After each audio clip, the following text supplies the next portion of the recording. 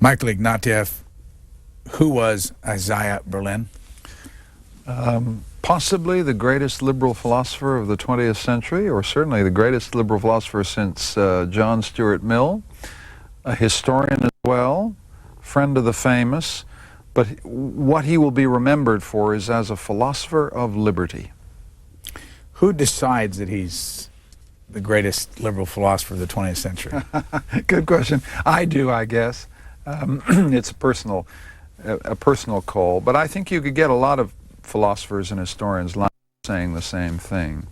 He wrote a thing called Two Concepts of Liberty in 1958, which is the kind of starting point philosophy of liberty ever since. It's a kind of one of those essays that you just have to read if you're going to play the game of arguing about liberty in the late 20th century. I remember reading the front page or obituary in the New York Times, and I remember at the time struck by why is it on the front page?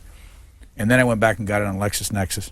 Died on November the 7th, 1997. Was that the date he died? The 7th or the 6th? He died 2 days before. Okay. 4,233 words in the New York Times on the front page. Why did this man, in your opinion, end up in the New York Times? A very good question. Very good question. He had an obituary that you usually give to a former president or royalty or something like that. I think the reason that he's on the front page of the New York Times is that he has an extraordinary career in Washington and New York that begins in kind of 1949 when he comes to Harvard to give some lectures, and he spends 25 years on American campuses. So he's known to a whole couple of generations of American students and teachers. But that's, I think, not the real reason. Part of it has to do with the fact that he's in Washington during the war as a young academic, but working for the British Embassy. And he writes extremely important dispatches for Winston Churchill on the state of American political opinion in Roosevelt's Washington, right? These dispatches come to the Churchill, and while he's in Washington during the war, he meets a lot of people who turn out to be key players in American post-war history. One of his closest friends, for example, is Chip Bolin. Well, flash forward 20 years, it's 1962. Isaiah Berlin's invited to have dinner with President Kennedy. He is with Kennedy the night that the Cuban Missile Crisis breaks. This is Isaiah Berlin is having dinner, and he's with Chip Bolin. He's the kind of philosopher who had that kind of access to people very close to power. The people who made the American century were his close friends. So he's a liberal philosopher who has some very important American friends, and I think that's why, at the end of the day, he ends up getting that kind of coverage in the New York Times. What does it mean to be a liberal philosopher? You have to define liberalism here. It means, I think, let's put it together. Because he was in Washington during the war, it means that he loves Franklin Roosevelt's New Deal. He believes in big government, or at least government big enough to create the conditions of liberty for everybody. What does that mean? It means good roads, good schools, public welfare, Social Security, health care. Isaiah believed, and I think a liberal believed, that you can't have individual private freedom unless you create the common conditions for all on which that individual liberty can stand. Having said that, then a liberal says one other thing, which is if you create the state that protects everybody, sooner or later you have to protect the individual against the state. So it's two things. A liberal thinks you got to have big government, and then he thinks you've got to have institutions like the rule of law and the courts and division of powers to protect the individual from the state. And that's what being a liberal is from Isaiah's point of view. You wrote he thought of himself as impossibly ugly, white, oily, fat, white-skinned, and deformed. It's funny when you quote that stuff back to me. Yeah, he did, I think. He was, in fact, not very prepossessing, about 5'6", 7". At birth, he had he had a forceps delivery, and the doctor pulled his arm out, and so his arm was always slightly kind of twisted close to his hand.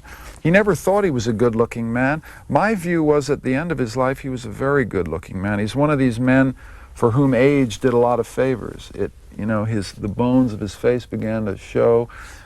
He looked like an old Jewish patriarch towards the end of his life, as you can see in those pictures.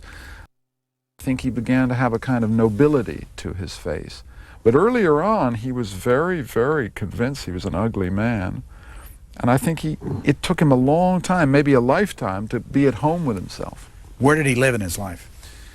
Born in Riga, Latvia, in 1909, when it was then a province of the Tsarist Empire. He then witnesses the Russian Revolution in Petersburg, in Russia. He sees the 1917 revolution happen with his own eyes. He's then in London and in Oxford through most of the middle part of his life. And then, as I said earlier, he spends 5 of some of the most happy and productive years of his life in Washington, D.C., working for the British Embassy. After the war, he goes to Moscow and visits some famous poets and writers, comes back, and then spends the next 40, 50 years either in Washington, Jerusalem, New York, or London. Where did you meet him? I met him in 1987. I was on a television program, and I was asked to make a comment on some issue relating to Jewish questions. And as Isaiah happened to be at home, had taken dinner on a tray. He saw me on television, approved of what I said on this program, and wrote me a note. Needless to say, the nicest note I ever got. He said, "Come to lunch." I came to lunch in 1987, and pretty soon we were talking. We started a conversation that lasted for 10 years until his death. And the book is the result of that 10 years of talking and arguing and walking on the beach and going to concerts together. So it's more than a biography, it's a kind of record of a friendship. What were you doing before you met him? I was a kind of hard to place in American terms. I'm a Canadian who went to England to be academic at King's College, Cambridge. I then climbed over the monastery wall. I decided I didn't want to be a professor. Went to work for the BBC, and that's where Isaiah picked me up. I was working for the BBC doing stuff on television. So I'm a kind of academic writer, journalist. Where were you from in Canada? Toronto. Where'd you go to college? University of Toronto, history, English, and then went to Harvard Graduate School for a hard-won PhD. In your book, you quote Clementine Churchill as saying he was an intellectual acrobat in the society circus. Yes. Well, the thing about Isaiah was that he had enormous social success. If you sat with him and talked, he would say, "Well, I want to tell you about the time I had dinner with Igor Stravinsky and the other time we had dinner with Sigmund Freud."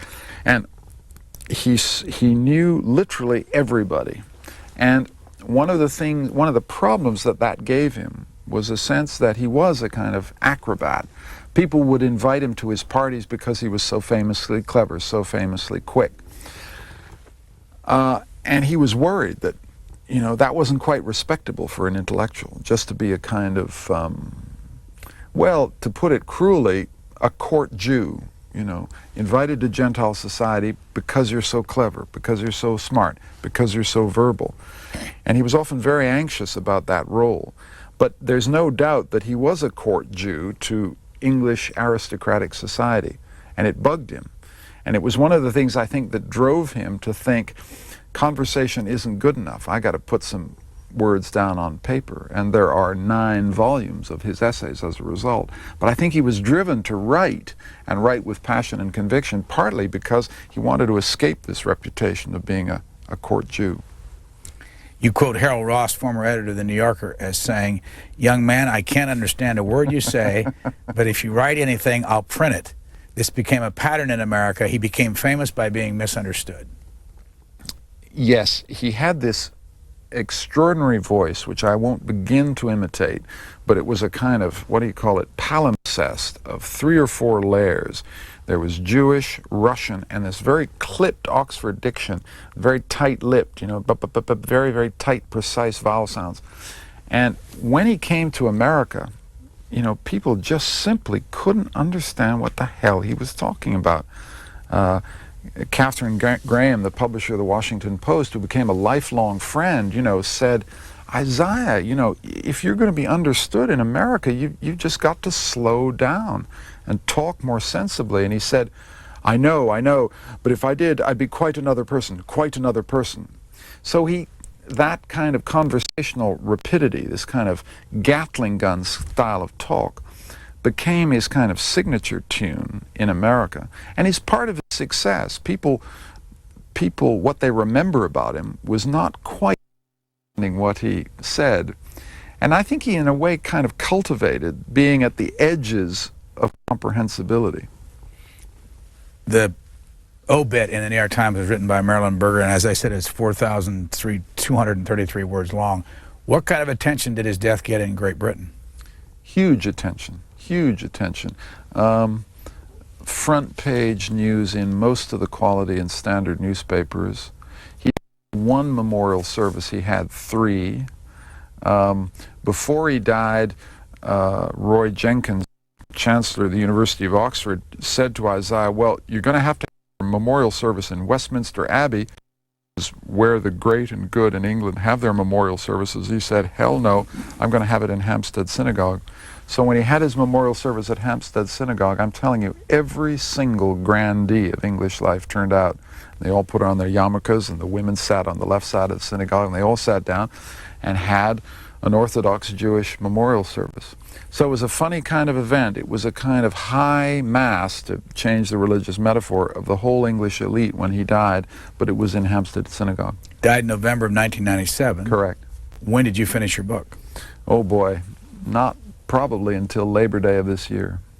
That is to say, I wrote a version of this manuscript while he was still alive, because as anybody who's written a biography knows, you got to write before you know what questions to ask, curiously enough. So I wrote a draft, and it threw up all kinds of questions, and I had the good fortune for a biographer of being able to go to him and say, Isaiah, now, can we work out this little detail here? What did you say to Churchill on this particular day? That kind of stuff.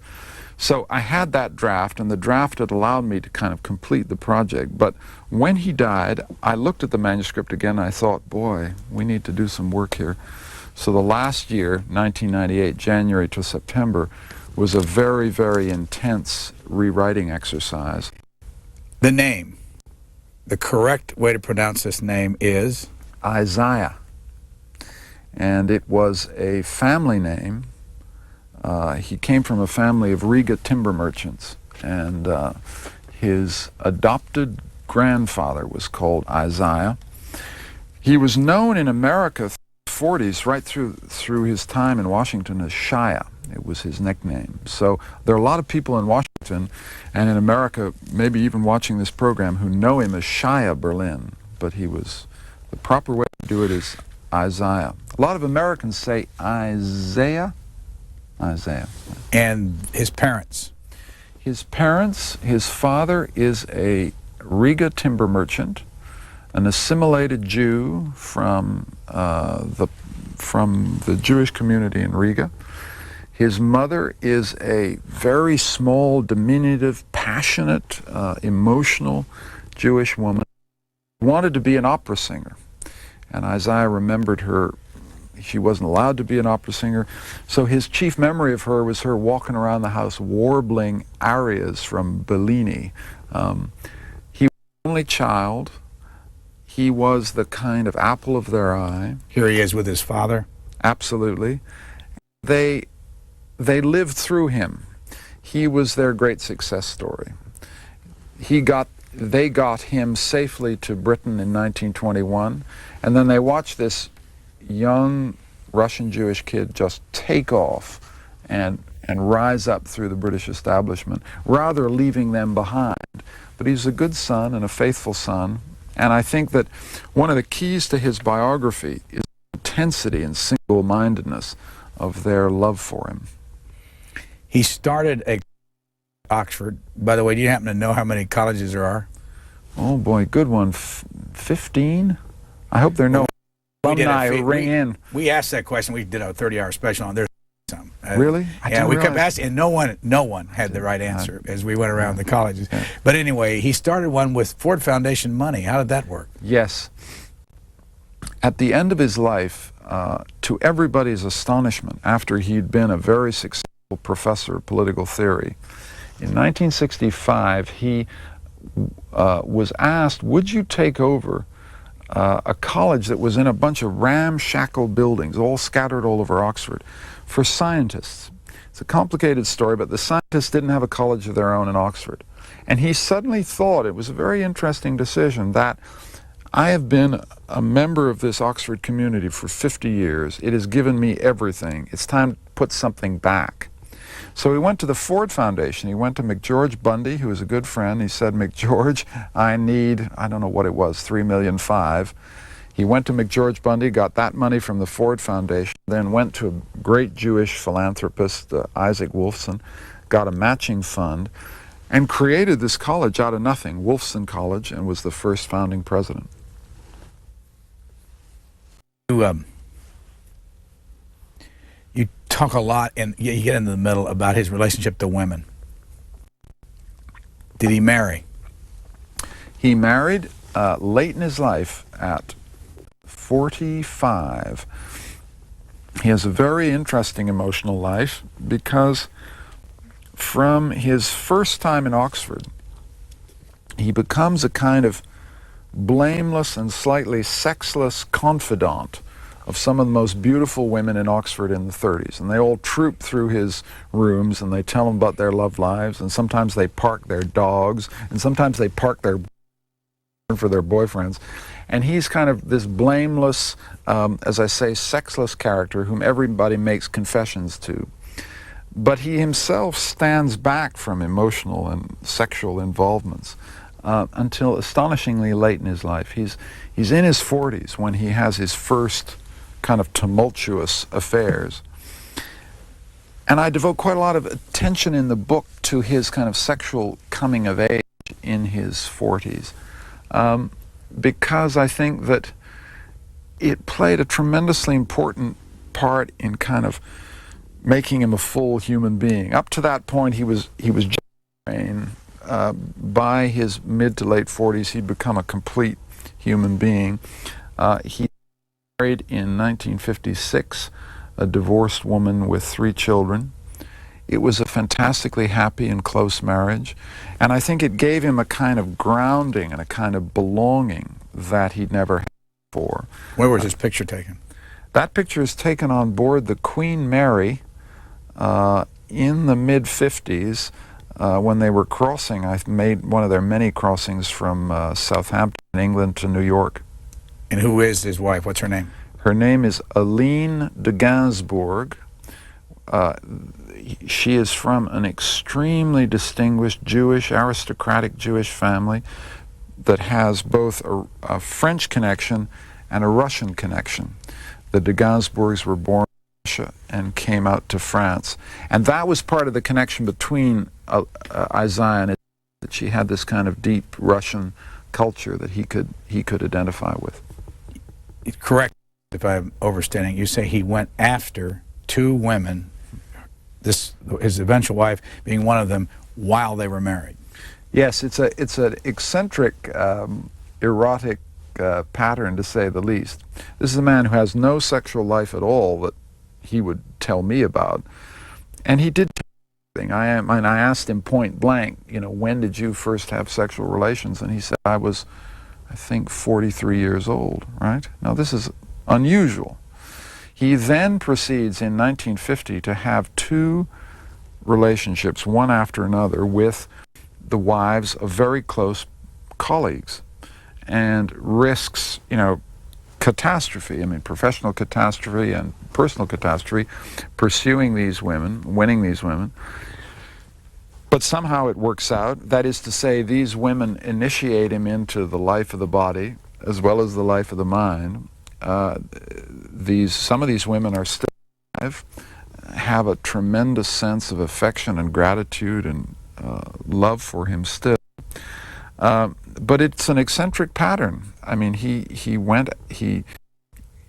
chose a sexual initiation that was full of danger. What was the name of the first woman he went after? Well, I don't disclose her name in the biography and feel I shouldn't, just because it would violate a confidence. It's her identity that matters as the fact that he began his sexual life very late. She was a more experienced woman. I think that she initiated him into the fully adult world. And she was married with children at the time. She was married with children, and her husband was a close personal friend of Isaiah's. He respected the man deeply, and somehow these things are very complicated, very ambiguous. It all worked out. That is, did they ever know? Did her husband ever know? Well, there were some kind of funny things that happened. The husband was a very otherworldly, unworldly academic and Isaiah felt he should make a full and frank confession to his best friend that he was in love with his wife. And he said to the man, "I'm in love with your wife." And he shot back, "That is impossible." And so Isaiah tried again to get him to believe. And he thought this time, well, if you tell a man 3 times that you're having an affair with his wife and he doesn't seem to believe you, then you have met your obligations to full disclosure. But the woman he married, though, was a little more complicated then. Yes. The woman he married was married at the time to a very distinguished theoretical physicist who played a big part in the making of the atom bomb and the Manhattan Project. What was his name? His name was Hans Halban. Still alive? No, he died. A French, Austrian extraction, a tough, commanding man. He and Aline had 2 children, and it was not a happy marriage. And Isaiah became a kind of family friend, and slowly Aline's affections began to transfer towards Isaiah. And then, but I think it's possible that nothing would have happened between them except for the fact that in 1953, suddenly, without warning, Isaiah's father died. And that kind of, the way it is in a man's life, a woman's life, it just pulled the pins right out from under him, pulled the blocks, pulled the ground right out from under him. And in a state of great emotional distress, I think he turned to Aline, and they fell in love. It was a very, very tormenting courtship because the husband put private detectives on the trail. He followed them around. It nearly came to blows. It was a very tempestuous situation. And finally, and this is a very important moment in his life, Isaiah, the philosopher of liberty, finally came to this guy and said, "Listen, I want to tell you something. Your wife is a prisoner. Now, you haven't got many options here. If you keep her locked up, that's no way to run a marriage. You're going to have to give her freedom, or she's not going to be able to live with you at all." So the husband gave his wife her freedom, but it ended up destroying the marriage. But at one point, the husband asked for, as you describe it, says to Isaiah, "How about just 1 night a week with her?" Yes. Did that work out? Didn't work out for long. These things rarely do. And at the end of the day, in 1955, Hans Halban was offered a big job in France, and he said to Aline, "Let's go back to France," and she looked at him and said, "I can't do it." And at that point, Isaiah and Aline got together. What's this photo? Top photo there with the... Top photo on the right there is Isaiah Berlin, Aline Berlin, Helena Bonner, and a man who for Isaiah was a real hero, Andrei Sakharov, the great Soviet nuclear physicist and dissident. And that's in the driveway of Isaiah's house just after Andrei Sakharov got an honorary degree from Oxford. What's the house called? The house is called Headington House. It was a great big 18th century mansion. Very, very splendid place where Isaiah, was his home for 40 years. His home or her home? Her home. Good correction, yes. It was originally her home. It was the home that she had shared with Hans Halban, her former husband, and it became his home. He had a relationship when he was 21 and the woman was 26, or was it the reverse of that? Yes, that's correct. And is this the photo of the... No, that's another woman. Well, tell this story then. Oh, that's a picture of Isaiah Berlin in 1907 in an Oxford punt, one of these little rowing craft that you punt on the river in, and he's with a very, very beautiful woman called Shirley Morgan, and he's hiding behind a Hershey chocolate bar that he got in a care package sent from the States. And what they're supposed to be doing, although they're just goofing off, is working on a translation of Ivan Turgenev's First Love, which is, for anybody who's read it, an absolutely marvelous story of how a young man falls in love with a woman only to discover that his own father has fallen in love with a woman as well. And it's a kind of very tortured but very beautiful study of the psychology of love, which Isaiah translated with his beautiful Shirley Morgan, at a period, I think, in which he was working out some of his own emotional and erotic conflicts. I started to ask about the relationship he had with the younger woman that ended up having a lobotomy. Yes. That's a very painful story in Isaiah's life. In the 30s, Isaiah became friendly with a young, very beautiful, very troubled Oxford undergraduate called Tips Walker. Her nickname was Tips. She became infatuated with him. I think she was younger, he was older, they were in their 20s. I think she desperately wanted to marry him. He turned her down. He went to Paris to see her in 1935. They went to the zoo. He walked through the animal house with her and said, you know, while they stood in front of the python, "I'm sorry, Tips, but I can't. You know, this is not going to work. I can't marry you." And it took a catastrophic turn. That is to say, she ran off. She went to Vienna. She came back to England. She became increasingly unstable, went out of her mind, hospitalized, and tragically spent the whole rest of her life hospitalized, and ended up, as you say, with a lobotomy. And that was, in a sense, his first semi-erotic encounter, one of his first. And I think it scarred him in a way. I don't think anybody who was close to the situation ever blamed him for tipping her over into madness, but he certainly felt scolded by that experience. You wrote that when he was working for the British Press Service in the United States, quote, his job was to get America into the war. Well, you have to remember, this is 1940. Isaiah gets a job in New York working for this, basically a propaganda outfit. A lot of Americans didn't want to get into the war in Europe at all. Hitler had by that time conquered France.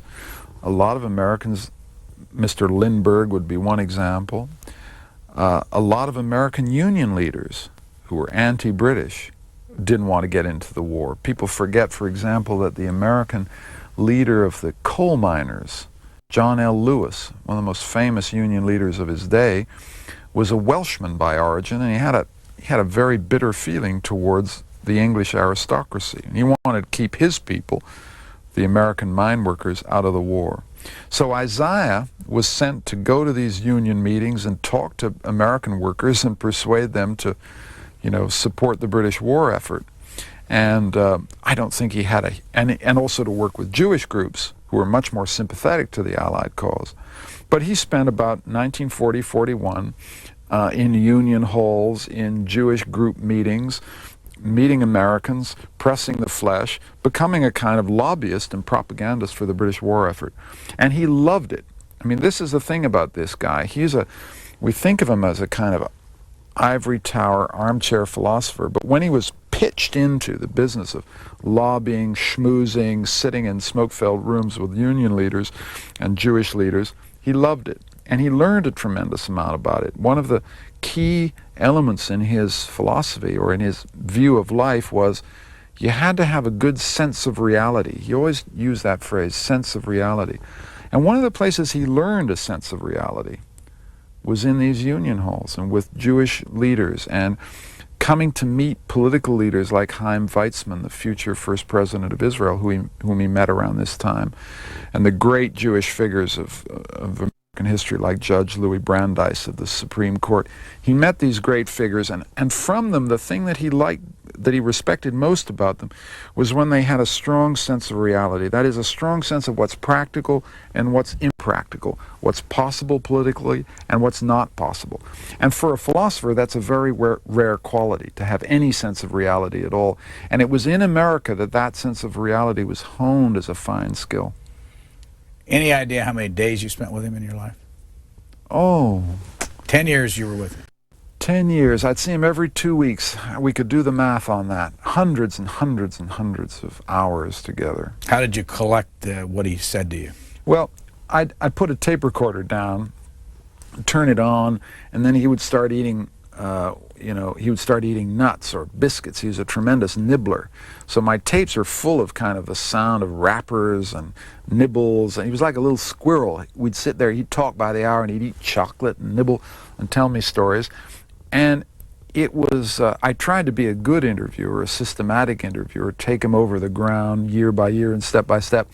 But it wasn't terribly successful. You'd say, now, Isaiah, I want you to tell me the story clearly about what Winston Churchill said to you. And he'd say, well, yes, but then before we get to that, double back, we got to talk about Sigmund Freud, and then we'd do that, and then it was like a magic carpet ride, and you'd start a question at the beginning of the hour, and sometimes he'd still be talking at the end. And the quality I want to get across to you is that it wasn't just wild free association, and it wasn't a kind of semi-senile old man just reminiscing all over the place. What I came to see was that he was engaged in a kind of Homeric struggle. You know, he's in his 80s when he meets me. A kind of Homeric struggle of an old man to take the whole compass of his life and pull it together. And so that every single strand of it would come together into a story. And I was going to be the storyteller, but he wanted to pull it all together for me and just hand it to me and say, now you take it. How old was he when he died? How old was he when he died? He was just coming up to 87. And where were you when he died? He was in an Oxford hospital. He went in for a medical procedure because he had trouble swallowing. It often happens in old folks that esophagus makes it difficult for them to swallow. Doctors were worried he was going to choke to death. So he was having a procedure to make it easier for him to eat, and he died just like that. And I wasn't there. I always rather regret that I wasn't. You got to understand, I wasn't a son, I wasn't a disciple, but I felt tremendous emotional connection to him as a friend. He died, there wasn't anybody there except nurses and doctors. His wife wasn't able to be there. We all feel kind of bad about that he had to die alone. Where is his wife today? She's in Oxford in England and still in the house, in her 80s, frail but resolute, and I think enjoying some of the posthumous glow that has come to surround him. You write, he rejoiced in worldliness, in having some grasp of the inner workings of the world of power and influence, in knowing the gossip, in understanding what low motives actually did make the world run. Yes. That's what I was talking about earlier, about a sense of reality. I mean, we talked about the phase when he was working to get America into the war. When America entered the war, he went to Washington.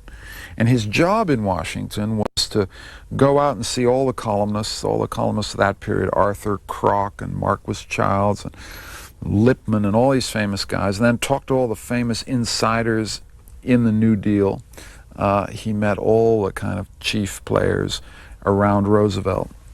And then once a week sit down and do a dispatch that would be sent to the British cabinet saying this is what they're talking about in Washington. Now, he discovered, and it's very rare talent for a philosopher, that he had a fantastic journalist's ear for the buzz, for the story, for the gossip. And he discovered, I think that also affected his philosophical outlook. It made him see that having a sense of reality was often a quality that was very much missing in academics and intellectuals. And it was in that training of 3-4 years, writing these weekly reports that Winston Churchill read, that gave him a sense of the low motives that make the world turn, how the business of life is actually done. And most intellectuals don't have a clue how the business of life is actually done. By the way, what did you do with all your tapes? Oh, I gave him to, there's a Wolfson College archive. The college that Isaiah found is called Wolfson College, and they've set up an archive of all of his stuff. I'm not a very good sound engineer, though. I hope posterity doesn't blame me for all the sound of those almonds and paper wrappers that clutter up our conversation. But if the average person wants to hear what he sounded like or wants to hear your tapes, is it available to them? Yes. There's a very large archive of Isaiah Berlin's lectures, a particularly famous set of lectures that he gave at the National Gallery of Art in Washington in 1965 was taped by the BBC. And Audio or video? Audio, not video.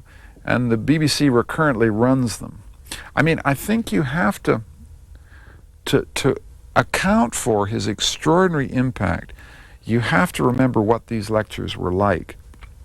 Here was a man who chose to lecture this Washington audience 6 hours on the origins of romantic thought. He thought the transition from classical to romantic thought was one of the biggest changes in the history of human consciousness. It occurs at the end of the 18th century. He tried to do the story of that transition in 6 lectures. He did text. There is no text of that lecture. He didn't even have note cards. He would write a text out, and then he'd boil it down to headings, and then he'd squeeze it down to a note card, and then he'd throw the damn note card away. And he would stand up in front of, in the case of the National Gallery, 600 people, and for 50 minutes, he would just fly. It was one of the most extraordinary kind of feats of semi-extemporaneous, though highly prepared lecturing that anybody had ever seen. When he gave lectures on the radio, people think, again, that he worked from a text. What he would do is boil the thing down, get it down to note cards, then throw the note cards away, and in front of the tape recorder, this is in 1953 when he gave a very famous series called Freedom and Its Betrayal, he would lecture 53 minutes without a note to a radio audience that numbered in the hundreds of thousands. And that was what made him famous. People had never seen that kind of feat of lecturing before.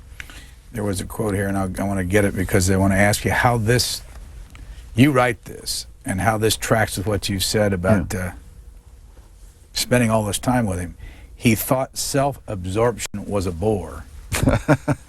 And you allowed him to be self-absorbed for hundreds of hours. Yes, yes. If it was so boring, why did he let you do it? Yes, yes.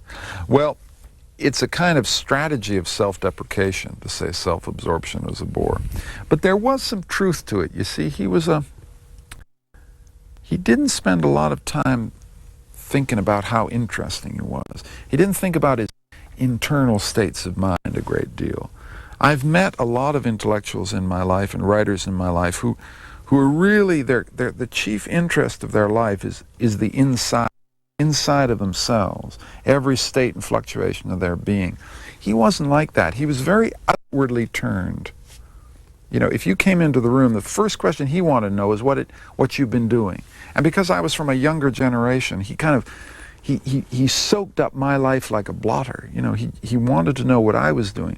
So when he said self-absorption was a bore, he meant it in a sense. He would tell you the stories, and he wanted, I think at the end of his life, while he said he didn't care really whether my biography was any good or not, by the end he cared a lot. Had he read any of what you'd written? No, that was the rule. The deal was I would write what I wanted. He would have no control over it Anything whatsoever. off the record?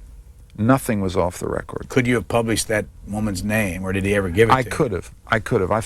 I felt a moral obligation that I thought, why cause distress and embarrassment to a woman in her 80s? Where do you live now? I live in London, England. What do you do now? I'm a writer. I'm a broadcaster. I'm slightly unplaceable. That is, I'm an academic who went over the monastery wall. I go back over the monastery wall from time to time and lecture at universities, but I put together a life that's broadcasting, books, and lecturing. What's the correct way to pronounce your last name? Ignatieff, Russian name. And where does your family come from originally? Well, it connects to the Isaiah Berlin story. My family were Russian aristocrats, My grandfather was the last Minister of Education for Tsar Nicholas II and held office as Minister of Education from 1915 till the Russian Revolution. Isaiah knew that. He knew that I came from what can only be described as the historical enemy of his people. Because let's be clear about this, there's a lot of sentimentality about Tsar Nicholas and the Romanovs and all that stuff, but it was a very anti-Semitic tradition. My family was not free of anti-Semitism. My great-grandfather, jumping back a generation, signed the most radical and restrictive tightening of the legislation against the Jews in the 19th century, right? So Isaiah, the family name Ignatieff, meant nothing but trouble to Isaiah Berlin. To any Russian Jew, my family name is trouble. So one of the things that had to happen, one of the dramas in writing the biography, was getting him to trust someone from my tradition. And he had to learn that, you know, the sins of the fathers are not visited upon the sons. And correct me if I'm wrong, but I found at least 3 different languages that you use in your book, and I've always wanted to ask an author this. Why do you use the German, the Spanish, and the French without telling people like me what that translates to? Oh, I'm surprised. I thought I wanted to translate most stuff. But it happens. I mean, authors do that a lot. I mean, Well, they just throw you a one-liner in another language and don't tell you what it is. Well, I think sometimes, well, he would say, après moi le déluge, after me the deluge. There are a few cases where he quotes German. I quote German. There's a wonderful story where a German ambassador is sitting in an All Souls common room, in an Oxford common room, saying, this is in 1935, he's saying, I think some of Germany's territorial demands in Europe are justified. And out of the corner of the room, a wonderful old Jewish historian got up and said in German, we Jews and other colored people think different. And I think I quote the way he says that in German. I think that's true. But I thought I'd provided a translation. Who is this woman in this picture? That is Anna Akhmatova. Anna Akhmatova was the greatest Russian poet of the 20th century, some people say. Certainly the greatest love poet, certainly the greatest lyric poet. And Isaiah Berlin met her in a famous meeting in Leningrad, where she lived, in November 1945. How did they meet? Well, what happened was that Isaiah went to Leningrad as part of a visit to Russia. After he was in Washington, he went to Russia, and he was supposed to write a dispatch, a report on Soviet foreign policy. But what he actually did with his time is go and meet the most famous Russian writers. He met Boris Pasternak, and then he went to Leningrad. He goes into a bookshop, and he says, does anybody know whether Anna Akhmatova is still alive? I've heard, you know, I've read some of her books, I hear. And the man in the bookstore said, she lives about a half a mile away. So he said, can I go and see her? And this man said I'd arrange it. So in November 1945, this 30-odd-year-old British diplomat walks to what was called the Sheremetyev Palace.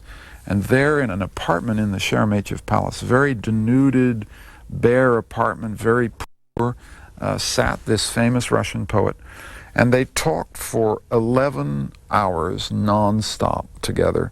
And I think it's fair to say, and I try and argue in my biography, that it was the most important moment, the most important meeting, most emotional meeting in Isaiah's life.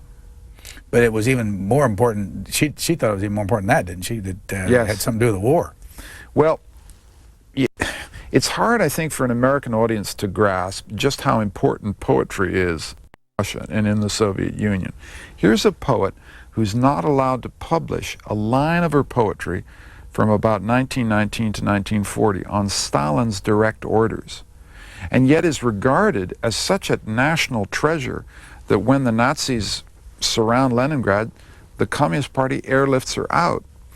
When she meets Berlin, news of that meeting reaches Stalin's desk the next day, and Stalin says to his cultural boss, I hear our nun is consorting with British spies, right?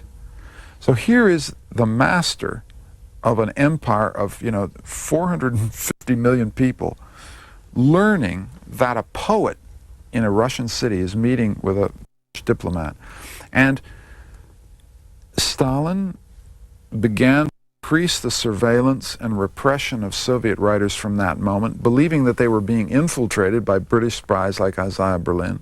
And Anna Akhmatova always believed, and said quite seriously, that the Cold War began because of this meeting between Isaiah and her in November 1945. Now, it's an exaggeration, a poetic exaggeration, but it has a kernel of truth. That is to say, after that meeting, her life was subjected to tremendous repression. Her son was rearrested.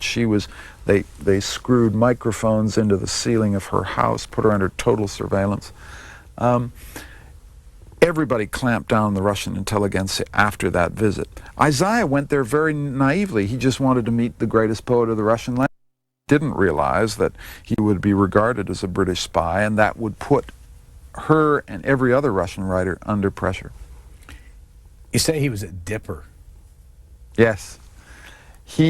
Somebody once joked when they came into his room and saw his room in Oxford, and they saw all the books around his walls.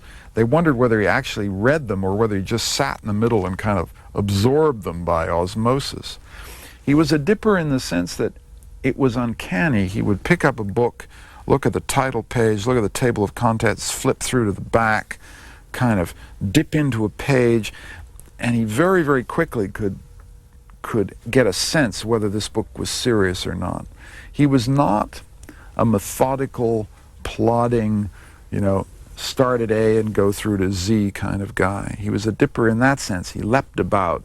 I think simply because he had the computer processor upstairs was just a hell of a lot faster than most people's. He could dip in quickly, get the nugget, the kernel of something, and move on. The Berlin-Churchill meeting. Well, there are two of them. Yes, the first one, the one that doesn't happen, is the most famous story about Isaiah. And it happens because, as I was saying to you, Berlin writes dispatches on what's happening in Roosevelt's Washington. Churchill, in 1944, says, hey, these are good dispatches. I'm enjoying reading these.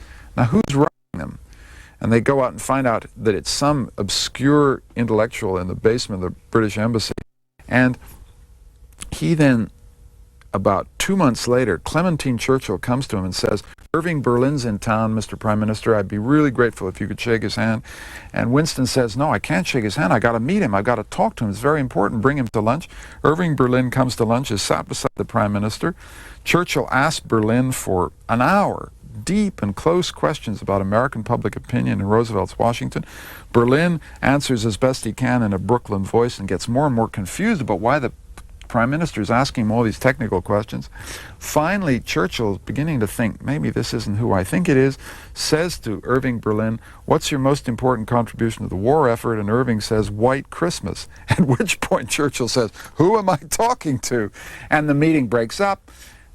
Churchill's secretary comes up to him and says, Mr. Prime Minister, you've made a bit of a mistake. It's not Irving Berlin, it's Isaiah Berlin that you wanted to see. Churchill likes that, is amused, tells his cabinet. The story then leaks into the press, gets into Time magazine in April 1944, and suddenly a very obscure intellectual laboring in the basement of the British Washington finds himself famous for having been the man who didn't meet the Prime Minister. But he did meet him. He did then meet him later because he was asked to advise after the war on Winston Churchill's famous war memoirs. Isaiah gave him technical advice about some of the historical sections. Isaiah then wrote one of the most famous essays ever written about Churchill, called Mr. Churchill in 1940, which he wrote in 1949, and is part of, and he wrote it for the Atlantic Monthly in the United States, so it's part of, that essay belongs as one of the essays that created the modern Churchill myth. And the essay was eventually placed on Churchill's desk, and somebody asked him what he thought about this great paean of praise to him, and the old man growled, "Too good to be true."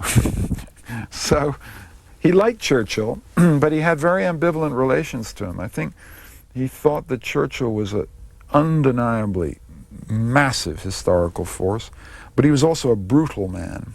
And curiously, the brutality of Churchill is something that people don't quite focus on. Isaiah vividly remembered Churchill saying at one point that he was terribly keen to get back in power because he was sure he was going to have a duel with Stalin, and in that duel with Stalin they would probably have to sacrifice Rome and Paris. Isaiah vividly remembered the old prime minister saying this and thinking, this man is great, but he's also terrifying. What would he think about this country right now? Oh, he loved America. It's a very important part of his biography. If you asked Isaiah to list, and he loved lists, of the things that used to make him bring tears to his eyes, two of them were American.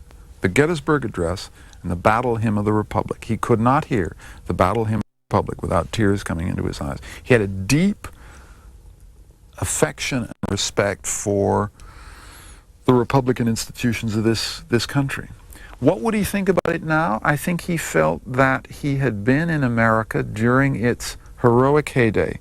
To been in Roosevelt's Washington was to see a nation mobilized for war, unquestionably great leader, just, commanding the world. I think he would think this is a society that has somewhat fallen off from that level of greatness, candidly. But he still loved the place. You say in conviction he was a liberal social democrat, but he was comfortable socially among conservatives.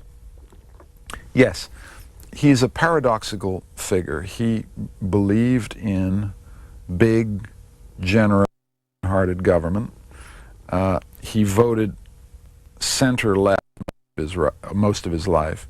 But his closest friends were, the gentry, the aristocrats, pretty grand people.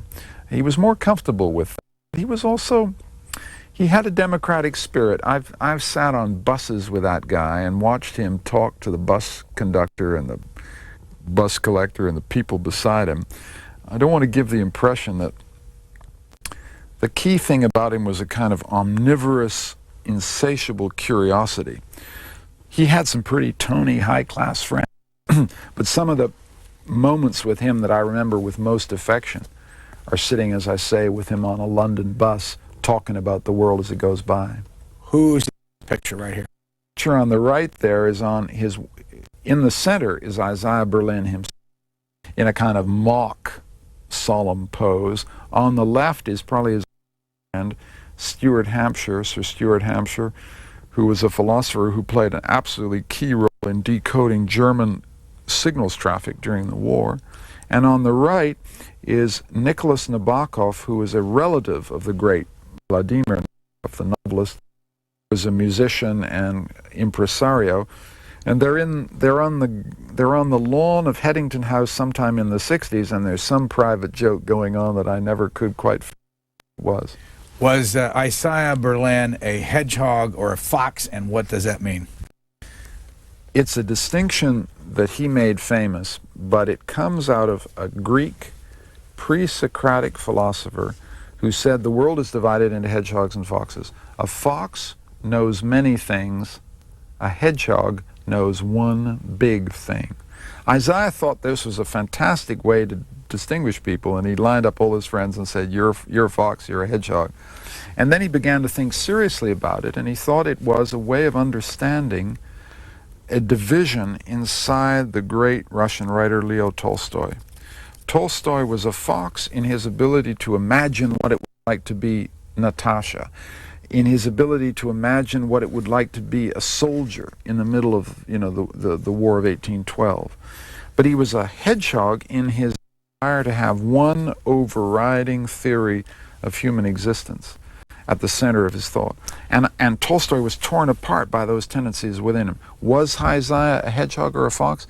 My answer is that he was a fox who longed to be a hedgehog. He longed to know one big thing. And the claim I make in the book is that the thing that holds his life together is a consistent, determined defense of human liberty. Let me read the epilogue part of it. You say he gave more and more thought to dying.